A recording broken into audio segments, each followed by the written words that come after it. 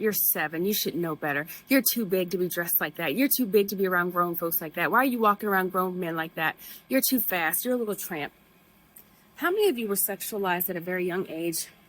I just saw a post about how hypersexuality is a coping mechanism when children have become overly sexualized or victims of abuse at a very young age.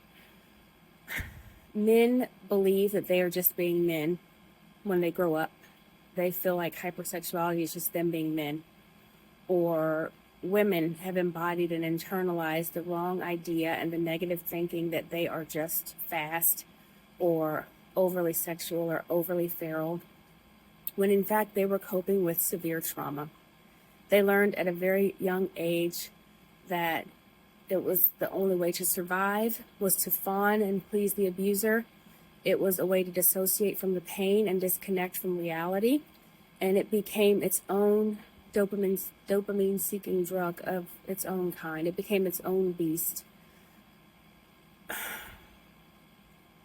How many of you are looking at people and saying, he's just being a man, or I'm just being a man, or she's just being too fast, and not looking at what got them there and why is this their coping strategy? Hypersexuality numbs the pain. A lot of times it increases shame. And a lot of times the further you get away from that shame, the further you disconnect from yourself.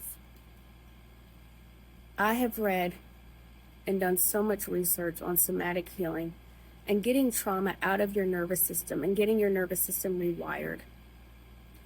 If you want to learn more, follow me, and I will catch you in the next one, guys.